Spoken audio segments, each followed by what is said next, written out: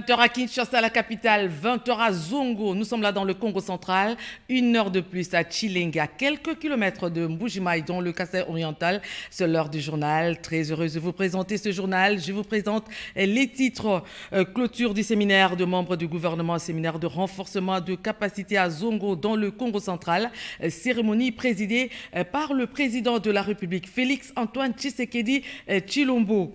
Et puis les inondations continuent à parler d'elles dans le quartier Ndanoa Kingabwa, dans la commune de Limete. La population ne sait plus à quel sens c'est voué. Elle continue à ruminer la détresse. Encore une fois, mesdames et messieurs, bonsoir. Je l'ai dit en titre, vice-premier ministre, ministre d'État et vice-ministre étaient autour du garant de la nation. Un séminaire de renforcement des capacités à Zongo dans le Congo central. Ils ont reçu les recommandations du président de la République pour la bonne marche des institutions du pays. Je vous propose un extrait du compte rendu fait ici par le ministre d'État en charge de la communication et médias et porte-parole du gouvernement.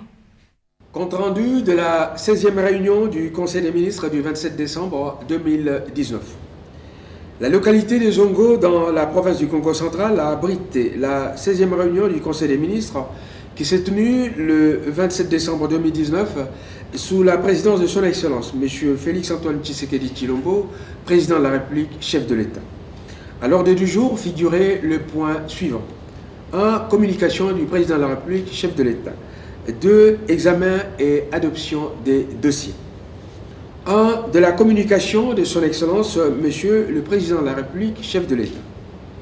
Dans sa communication à l'ouverture de la 16e réunion du Conseil des ministres, le Président de la République a recommandé aux membres du gouvernement de se concentrer sur les travaux du séminaire gouvernemental qui venait d'ouvrir quelques heures auparavant.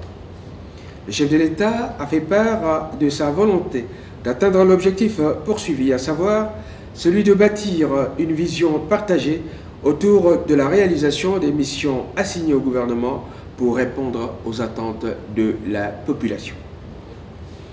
Le président de la République a invité les membres du gouvernement à œuvrer dans la solidarité et la collégialité de l'équipe gouvernementale afin d'accomplir avec efficacité les missions qui lui reviennent en tant qu'organe d'exécution de la politique de la nation. Il a souhaité voir chaque membre du gouvernement, femmes et hommes, se concentrer sur l'action et non se laisser distraire par l'effervescence politique ambiante. Profitant de cette dernière réunion du Conseil des ministres 2019, le président de la République a souhaité les meilleurs vœux pour 2020 à tous les membres du gouvernement ainsi qu'à leurs familles respectives. Et il a par la même occasion annoncé la suspension des réunions du Conseil des ministres jusqu'au 9 janvier 2020 pour permettre à tout le monde de se retrouver en famille à l'occasion des fêtes de fin d'année. Prenant la parole à cette occasion, le Premier ministre, chef du gouvernement, a présenté, au nom des membres du gouvernement, les vœux les meilleurs au président de la République et à toute sa famille, tout en le rassurant de la disponibilité du gouvernement à l'accompagner tout au long de l'année 2020, décrétée année de l'action. Après 2 jours de réflexion interactive, les travaux du séminaire de membres du gouvernement, séminaire de renforcement des capacités, ont été clôturés ce samedi en fin de journée. Mais faisons un recul de quelques heures dans le temps pour vous parler de la cérémonie d'ouverture de ces séminaires. Une ambiance toute particulière ce vendredi 27 décembre 2019 à Seli Safari Zongo, qui a reçu du grand monde le Premier ministre Sylvestre Ilunga Ilunkamba. Les membres du gouvernement et des experts se sont tous retrouvés sur ces sites au bord de la rivière Inkisi. Ils ont accueilli le président de la République Félix Antoine Tshisekedi Tshilombo qui les a rejoints à Seli Safari, un cadre recueillant et reposant qui abrite du 27 au 28 décembre, le séminaire du gouvernement axé sur le thème principal « Leadership, conduite et renforcement de l'efficacité de l'action gouvernementale ».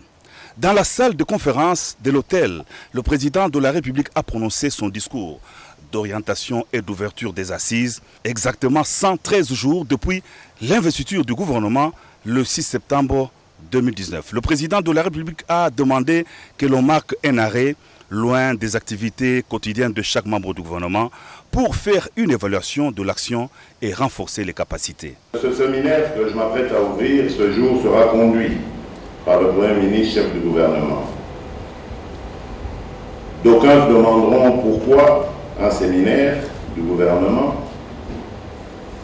Celui-ci s'explique par le fait que, à l'issue des élections du 30 décembre 2018, nous avons eu un président élu issu de l'ancienne opposition et le pouvoir sortant qui a obtenu une majorité considérable au niveau du Parlement. Nous devrions donc, entre ténors des deux ensembles sortis de là, le CAJ d'une part et le FCC d'autre part, user de notre intelligence et de notre sagesse pour trouver une formule qui rende le pays gouvernable. C'est ainsi que nous avons aujourd'hui un gouvernement de coalition au terme d'arbres, pour parler, entre les deux familles politiques. Ceci est une expérience inédite dans notre pays et qui mérite chaque jour notre attention et des précautions de part et d'autre pour préserver la cohésion gouvernementale. Vous comprendrez qu'à l'instar de l'expérience sud-africaine de l'après-apartheid, nous devrions faire des sacrifices pour préserver la paix, la cohésion, qui sont des ingrédients nécessaires pour nous permettre ensemble d'adopter et d'exécuter un programme commun issu de ma vision pour redonner de l'espoir à notre peuple. Que dis-je? Améliorer les conditions de vie de nos populations. Après la cérémonie d'ouverture présidée par le chef de l'État, les travaux ont démarré sous la supervision du Premier ministre Sylvestre Ilunga avec l'audition des exposés des experts, notamment celui de Matungulu Mbuyamu, administrateur à la Banque africaine de développement, qui a planché sur la mise en œuvre du programme du gouvernement Gestion axée sur les résultats et contrat de performance des ministres. Kibambe Somo Issa Seli Safari Zongo, RTNC. Direction Béni dans le Nord Kivu pour vous parler du séjour du cardinal Fridolin Ambongo. Après l'accueil et l'échange avec les autorités provinciales, le cardinal a dit la messe dite de compassion à l'esplanade de Béni et Cité. Porteur de messages de paix et de réconfort à la population de Béni, une population victime de massacres. Les propos sont du cardinal Fridolin Ambongo, aussitôt arrivé à Béni, ville où le cardinal a pris la direction de Maïmoya, localité située à plus de 40 km de la ville de Béni, lieu inscrit dans le triangle de la mort. Accueilli et y accompagné par le gouverneur Carline Danzuka Sivita et l'évêque du diocèse de Butembo Béni, le constat est amer pour le cardinal, quelques heures après l'échange avec quelques habitants restés dans un village fantôme où les paisibles populations ont été massacrées il y a peu. Maïmoya, Oicha et Mbaou, des localités où les populations ont abandonné leurs maisons et champs. C'est facile de le constater. Avec cette visite de son Excellence, Monsieur le gouverneur de province, et aussi de l'éminence, le cardinal Fridolin Ambongo, nous croyons que ça vient de mettre encore une fois dans le cœur de notre population une sorte d'espoir. Plus d'une heure d'échange, le cardinal Fridolin Ambongo est porteur de messages d'espoir. Ça provoque chez moi une tristesse et en même temps une sorte de révolte. Parce que là, il n'y a aucune raison de s'attaquer à ces gens. Mais il n'y a pas de fatalité. Même s'il y a eu ce moment de cruauté, notre espérance chrétienne nous dit que le Seigneur n'abandonnera jamais ses peuples. Si nous commençons à nous diviser entre nous, nous commençons à nous accuser mutuellement, c'est la faute à tel, c'est la faute à tel, nous nous fragilisons. Et l'ennemi sera toujours plus fort. Il est important que nous nous fassions confiance. Surtout de la part de la population, ce serait une erreur de penser que l'ennemi c'est la FARDC, l'ennemi c'est la police, l'ennemi c'est la MONUSCO. Ça c'est une erreur. Une exhortation à la population à ne pas confondre l'ennemi. Il a dit à la paroisse Oicha et Mbao, où 4 prêtres avaient été kidnappés et tués à titre de rappel il y a plus de 5 ans. L'arrivée du cardinal était réconfort, comme l'ont reconnu les différentes populations que nous avons rencontrées sur place, qui n'attendent que la paix et la sécurité.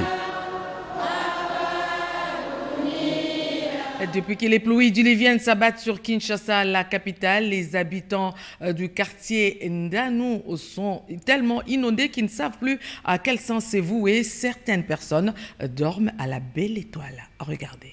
L'eau partout, pas d'avenue, les limites des parcelles effacées, à peine on voit le mur en briques et les hangars en tôle qui servent de logement pour la population. C'est cela la scène catastrophique qu'offre le quartier Ndanu à Kinkabwa dans la commune de Limete. Pour tout mouvement et même pour utiliser les installations hygiéniques, on recourt à des pirogues. Conséquence des constructions anarchiques tant décriées.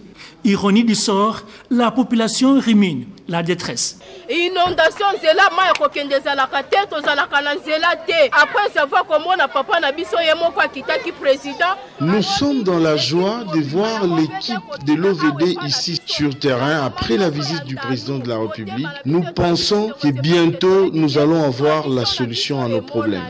Il faut vite intervenir pour sauver les vies humaines. C'est la décision du chef de l'État, Félix-Antoine Tshisekedi Tshilombo, après sa descente dans ces quartiers, au lendemain des pluies diluviennes qui se sont abattues sur Kinshasa. Justement, sur cette instruction du président de la République, les responsables de l'Office des voiries et drainage, OVD, étaient dans ces quartiers pour inspecter et évaluer le coût des travaux et en faire rapport à la haute hiérarchie. Il est question de contenir la rivière Ndjili à travers des digues et des dispositifs d'évacuation de ces eaux qui viennent délimiter, qu'on appelle clapet anti-retour, pour que le système fonctionne. Mais pour que ça fonctionne correctement, il convient que nous trouvions un terrain, un point bas que nous avons d'ailleurs identifié tout à l'heure, qui va recueillir les eaux qui viennent délimiter et qui feront l'objet d'un pompage par des pompes vide-cave pour les retourner dans la rivière Ndjili. Pendant ce temps, tous les points qui font passer les eaux de la rivière Ndjili vers le quartier en question, ces points doivent être fermés. Bien avant, le quartier Ndanu, Benjamin Wenkabaswibi, directeur général de l'OVD, est allé voir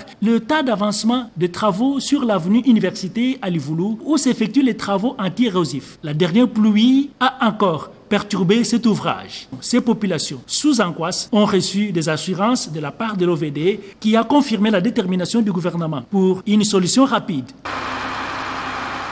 Et puis certaines personnes de bonne volonté apportent de l'aide aux sinistrés. C'est le cas d'Angèle Cosmétique à travers Caritas Développement Kinshasa. Les images les plus évocatrices sont celles de la paroisse Molobeli dans la commune de Selembao.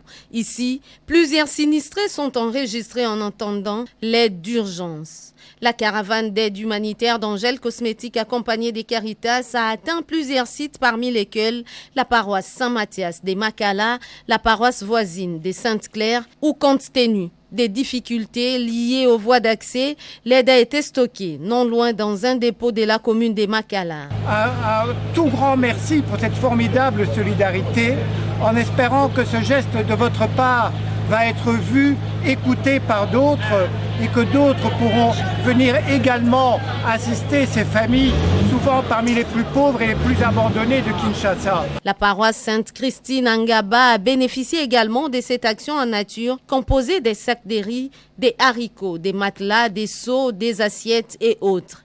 Les principaux bénéficiaires, ce sont tous les ménages qui ont été sinistrés par les pluies diluviennes, identifiés par le réseau des non-volontaires communautaires de Caritas Kinshasa avec les autres confessions de la place, sous l'élite des curés des paroisses où nous sommes passés.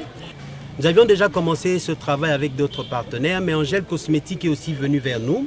Un peu plus tard, dans la nuit tombante, ces convois humanitaires de produits Angèle Cosmétique arrivent à la paroisse Saint-Antoine d'Epadou, située dans la commune de Bumbu.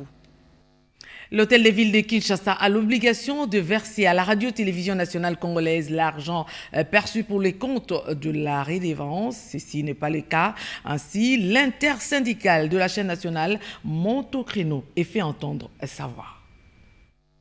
Il y a un arrêté qui spécifie les quotités. La RTNC a 5% sur les redevances, mais la police aussi a 5%. Le reste, il devait se partager l'hôtel de ville et les groupes de Libanais, les sujets libanais. Mais verbalement, il a donné une instruction verbale. C'est ce que les banquiers nous ont déclaré. Allez demander au ministre qui nous donne une instruction claire. Parce que l'arrêté, nous le voyons. L'inscription écrite, c'est un arrêté. Mais verbalement, il nous dit non, répartissez cet argent entre l'hôtel de ville et la bande des Libanais. Je préfère bien pas appeler les groupes des Libanais, je préfère appeler la bande des Libanais. Donc ils se partagent l'argent. La RTNC n'a pas droit à ça. C'est ainsi que les camarades vous ont parlé. Nous avons fait restitution à la base de la RTNC qui voulait déjà réagir. On a dit non, on lui donne un ultimatum. Pour aujourd'hui, vendredi et demain, samedi. Le ministre doit donner ses instructions claires ou ramener l'argent à la RTNC, les frais, pour permettre aux agents de la RTNC aussi de fêter. Sinon, lundi, comme on vous a dit, nous allons nous déployer, nous tous. On va déployer toute la RTNC, agents, cadres, au niveau de l'hôtel de ville, pour demander le paiement immédiat de ces frais là-bas. La motion de défiance qu'on est en train d'exiger à l'Assemblée provinciale pour le départ du ministre précité équivaut à une mise en garde par rapport à la FEC et à l'ARPTC. La FEC a joué à l'entêtement de tous ces opérateurs de télécommunications qui ne veulent pas payer, qui ne veulent pas obtempérer la loi qui a été instituée, promulguée, et aujourd'hui cette loi figure dans le journal officiel par rapport à la loi de la redevance. La loi a été aussi entérinée par le décret, du Premier ministre qui donne à la RTNC le statut d'établissement public et qui lui donne le droit de pouvoir recouvrir le recette de la redevance. Il y a eu des arrêtés interministériels qui sont venus pour booster cette loi. Mais à notre surprise, ça fait plus de 9 ans que la loi existe et qu'il n'est pas d'applicabilité. Auprès de ces sociétés de télécommunications, que la FEC, un syndicat frère, est en train d'entêter pour ne pas payer. Le ministre de la formation professionnelle a procédé à la remise du matériel didactique au service de paye de son ministère, ce qui va permettre à l'administration publique d'assurer une bonne qualité de travail. Désormais, tous les services seront informatisés, nous fait dire Anita Luamba. C'est un geste louable que vient de poser John Tumba, ministre de la formation professionnelle à Rémétier. Il vient de procéder à la remise d'un lot de matériel didactique, pimpant neuf, destiné aux services effectifs et éléments de paye du personnel de l'administration publique. Ce qui va permettre d'assurer une meilleure qualité de travail et de maîtriser tous les effectifs évoluant sur toute l'étendue du territoire national. Étant donné que depuis que le ministère a été créé par l'ordonnance de chef de l'État, notre direction souffrait des manques de matériel, de manque d'équipement qui devaient nous servir pour gérer les effectifs et préparer la paye. Nous avons des papiers listing, nous avions des papiers bondes, tout ce qui est comme outil de travail pour préparer avec fiabilité, avec rationalité les listings de paye. Ce qui nous reste, c'est de produire le travail. Selon le ministre de la formation professionnelle, ces actes concrets prouvent la volonté de garantir les meilleures conditions socio-professionnelles du personnel, ce qui va permettre à la République démocratique du Congo d'avoir une main-d'œuvre qualifiée. L'insécurité dans l'est du pays pour assister les femmes et enfants démunis. Marie-Louise Mouangué, Marie-Madeleine Kalala et Eve Bazaïba, toutes membres du réseau des femmes parlementaires, elles ont tenu à soulager tant soit peu les souffrances de ses compatriotes. Et pendant ces temps, le député national René Ochoudi, élu de Lubumbashi, partageait un repas de cœur avec les orphelins et enfants de la rue. L'axe Beni Mangina et Oisha se trouvent dans le triangle de la mort et de la peur à cause des exactions que les forces négatives exercent sur les populations civiles. Ces atrocités font que la population meurtrie vit dans la précarité.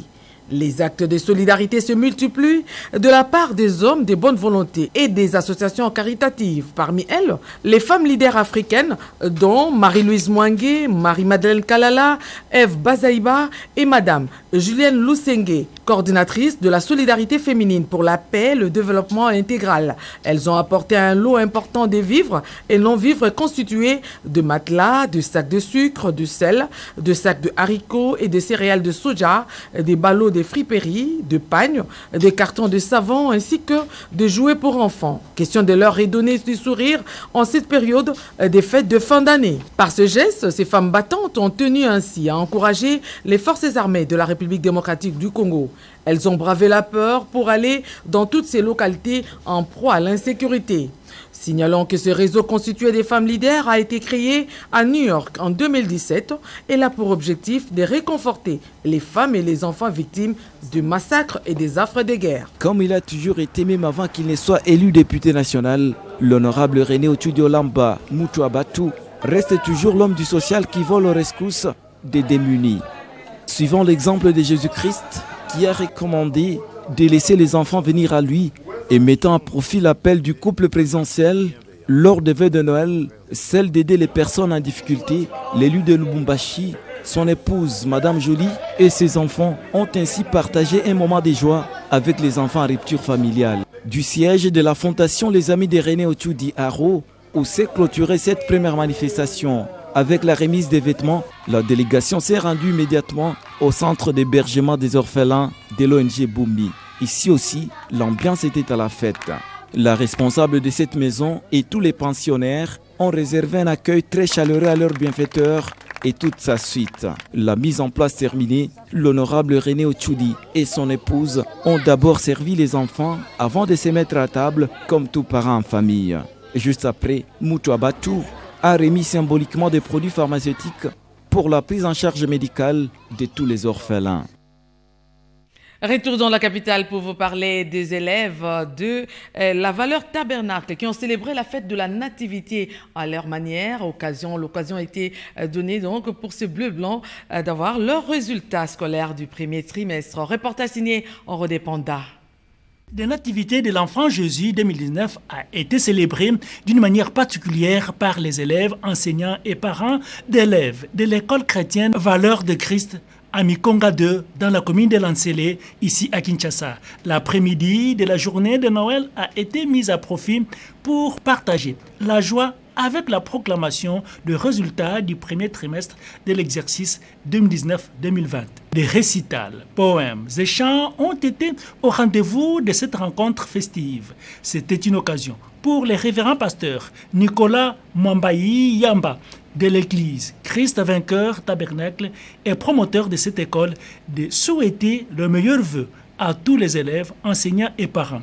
Il a exprimé toute sa reconnaissance à l'Éternel Dieu pour tous ses hauts bienfaits durant l'année 2019. L'éducation à Tulle-Ranchéry a pour mission d'amener l'enfant du néant à la transformation et faire de cet enfant un homme responsable au profit de la société. Ce que les enfants ont produit en ces lieux, c'est un grand témoignage. Il y en avait qui ne savaient même pas parler français quand ils sont venus ici, qui ne savaient même pas écrire leur nom. Mais quand vous voyez ces enfants aujourd'hui parler en anglais, s'exprimer bien en français, c'est qu'il y a eu un travail de qualité qui a été abattu par les enseignants pendant ces 3 mois du premier trimestre. Nous demandons tout simplement à ces parents de nous faire confiance. Tout enfant qui va passer en ces lieux, en tout cas, quel que soit son niveau, sera aidé.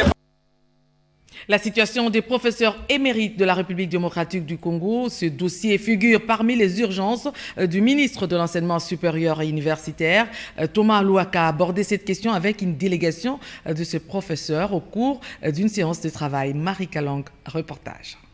Le ministre de l'Enseignement supérieur et universitaire, Thomas Louaka Losenjola, a accordé une audience à une délégation des professeurs émérites de la République démocratique du Congo. Au menu de leur entretien, les doléances de ces grandes personnalités qui ont consacré toute leur vie à assurer la formation des intellectuels congolais. Nous avons profité de cette rencontre pour évoquer un certain nombre de professeurs de problèmes qui touchent l'enseignement supérieur et universitaire. Et en particulier, nous avons évoqué le statut social des professeurs émérites de la République démocratique du Congo. Le ministre est très très ouvert, c'est un homme qui nous a étonnés, il connaît très très bien les dossiers, il maîtrise les dossiers, il verra les problèmes avec ceux qui participent à la décision. Ils se disent optimistes du fait de l'attention du numéro 1 de l'enseignement supérieur et universitaire à accorder à leurs préoccupations. Enfin, ils n'ont pas manqué de féliciter le nouveau leadership de l'ESU pour son plan d'action basé sur le relèvement du système éducatif du supérieur. Allez, on va faire un tour dans la province du Haut-Ouélé où la population envahit les grandes artères des différentes villes pour soutenir les différentes actions menées par le président de la République, Félix-Antoine Tshisekedi Tshilombo. Regardez. Lumumba, nous sommes ici au cœur de la ville d'Issiro ce samedi matin. Ils sont des centaines à converger vers ce monument de référence du chef-lieu de la province du Haut-Uélé. Venus de 4 coins de la ville, ces partisans du mouvement Haut-Uélé d'abord n'ont ici comme objectif que celui de soutenir les actions du gouverneur Christophe Bassé Aninonga. Drap plein à la main, calico suspendu, l'imposante colonne de soutien au chef de l'exécutif provincial prend d'assaut ces grands acteurs de la ville d'Issiro. Régie des eaux, Manzokaï, Raquette, Senzemendambo ou encore le boulevard Massis André. Jusqu'ici, au stade Nelson Mandela, connu sous l'appellation de Kinkole, la détermination restait la même. Nous, fils et filles de la province du Haut-Uélé, réunis en synergie pour soutenir les œuvres de son Excellence Félix-Antoine Tshisekedi par l'entremise du gouverneur de la province, nous citons Christophe Bassé Aninonga, les pragmatiques. Le gouverneur de la province a commencé par supprimer les barrières, les désenclavements routiers sur tous les axes, la réhabilitation de l'ancien bureau de district, la réhabilitation de l'ancienne résidence du commissaire des districts qui abritera désormais la résidence du gouverneur des provinces, la relance des activités économiques à travers la nouvelle plante Macadamia, l'érection de la barrière entre la province du Haut-Uélé et celle de l'Ituri. Ici, les orateurs se succèdent à la tribune pour louer le prouesse de l'autorité provinciale dans la reconstruction de leur province. Motif de satisfaction pour ces centaines d'anonymes qui ont juré d'accompagner leur champion durant tout ce mandat qui s'achève en 2023. Et le directeur général de l'OGFREM poursuit son itinérance dans la ville portière de Matadi. Patient Saïba réunit les opérateurs économiques. Question de leur parler de la responsabilité qui est la leur dans la maximisation des recettes au profit du trésor public. Envoyé spécial à Matadi, Edi Tchala. À Matadi, où il est arrivé en fin d'après-midi, il n'y a pas de temps à perdre. Des civilités que Patient Saïba Tamboué, directeur général de l'OGFREM, présente au maire de la ville, Patin Zouzi, éclaire ce dernier sur l'essence de l'itinérance qu'il mène depuis plus d'1 mois. C'est pas facile de trouver à la tête d'une si grande entreprise un technicien. Il dit qu'il est accompagné d'une si grande délégation de la DGDA, de l'OCC. Ce sont bel et bien les entreprises qui interviennent dans les importations comme l'exportation.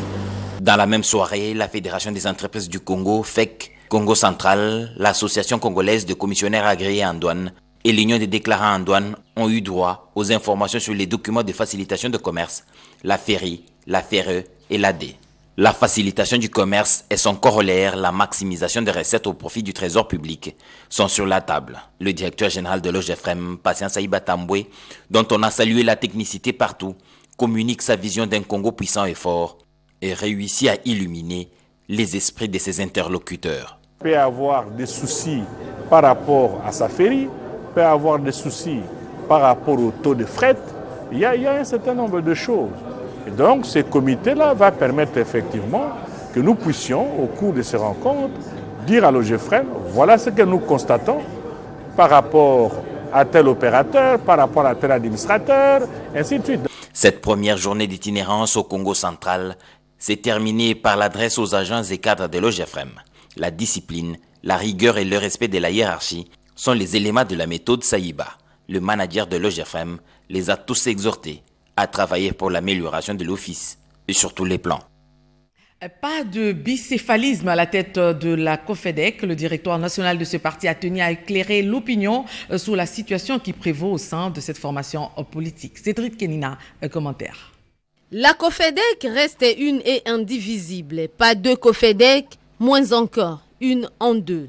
Le directoire national de ces partis fixe l'opinion et se réserve le droit de poursuivre ceux qu'ils considèrent comme des imposteurs. Nous avons appris avec surprise par la voie des ondes une déclaration politique lue ce 23 décembre 2019 à l'hôtel Marguerite à Kinshasa, dans la commune de Kinshasa, et avons fait les constats suivants. L'irrégularité de la prétendue réunion pour défaut de qualité dans les chefs des personnes qui l'ont convoqué, car il n'y a pas mandat ni qualité conformément au statut et règlement d'ordre intérieur de la COFEDEC. Cette réunion concernait la création d'un nouveau parti politique dénommé Convention des fédérations pour la démocratie chrétienne et la désignation de ses animateurs et membres cofondateurs de ces faits en vertu du principe de l'immuabilité du nom. La Convention des fédéralistes pour la démocratie chrétienne, COFEDEC en sigle, n'est pas concernée par la déclaration faite et des décisions prises par les membres de ce nouveau parti. Le directoire national constate l'auto-exclusion des dissidents qui se sont réunis dans la commune de Kinshasa. Le directoire national se réserve le droit de lancer des poursuites judiciaires très farouches pour fausses accusations et qualifie d'imputation dommageable à l'endroit des cadres du parti. Quelques communiqués avant de clore ce journal. Message de vœux à l'office de voirie et drainage OVD. Il a ainsi libellé à l'occasion des festivités de Noël 2019 et Nouvel An. Le conseil d'administration, la direction générale ainsi que le cadre et agent de l'office de voirie et drainage OVD en sigle présente à son excellence Monsieur le Président de la République, chef de l'État, son excellence Félix-Antoine Tshisekedi Tshilombo, à l'honorable président de l'Assemblée nationale, à l'honorable président du Sénat, aux honorables députés et sénateurs, à son excellence Monsieur le Premier ministre, chef du gouvernement, à leurs excellences, mesdames et messieurs les membres du gouvernement de la République démocratique du Congo, à toutes les autorités civiles, militaires, de la police nationale congolaise et de services de sécurité, à tous les peuples congolais bénéficiaires de la reconstruction de la voirie urbaine, leur veut le meilleur de bonheur, de prospérité, de paix, de longévité et réitère en outre leur inconditionnel soutien et attachement à l'œuvre de la reconstruction de notre pays. Ce message porte la signature de Benjamin Winga Bassori, directeur général, Madame Odette Maweleka Maunda Mundende, président du conseil d'administration. Et puis note triste dans ce journal, je présente le programme des obsèques de Jean-Baptiste Nzombo Papa Bamena, photographe de la presse présidentielle. Dimanche 29 décembre 2019, arrivée de la dépouille mortelle de Jean-Baptiste Nzombo Papa Bamena à l'aéroport international d'Indjili par Air France à 18h. Conservation du corps à la morgue de l'hôpital du Cinquantenaire. Jeudi 2 janvier 2020, levée du corps de la morgue de l'hôpital du Cinquantenaire à 12h vers la tour administrative de la RTNC. Recueillement à la salle polyvalente La Miséricorde en face de l'ISIPA. Vendredi 3 janvier 2020, cérémonie funèbre à la salle La Miséricorde, prédication, témoignage pour l'illustre disparu, dépôt de gerbes de fleurs, oraison funèbre, recueillement de part pour la nécropole. Entre terre et ciel, main de consolation à la salle polyvalente La Miséricorde pour la famille Nzombo, Élisée Oumé, Mé et Kada. Mesdames et messieurs, peut-être que vous avez pris ce journal en cours. Je vous rappelle les principaux titres clôture du séminaire de renforcement des capacités des membres du gouvernement à Zongo dans le Congo central. Cérémonie présidée par le président de la République, Félix-Antoine Tshisekedi Tshilombo. Les inondations continuent à parler d'elles à Ndanou, dans le quartier Kingabwa. Nous sommes là dans la commune de Limete. La population qui passe la nuit à la Belle Étoile ne sait plus à quel sens c'est vous et continue à ruminer la détresse. Mesdames et messieurs, c'en est fini pour ce journal. L'actualité ne s'arrête jamais et la RTNC ne se lasse pas de vous informer 22h. Je me ferai le devoir de vous présenter une autre édition d'information. Édition, si vous avez aimé cette édition, c'était grâce au concours rédactionnel de Sylvie Makumbadi et à la réalisation de Louison Moulongoy et rodé pendant un journal coordonné par Christine Lenzo. Merci et à tout à l'heure.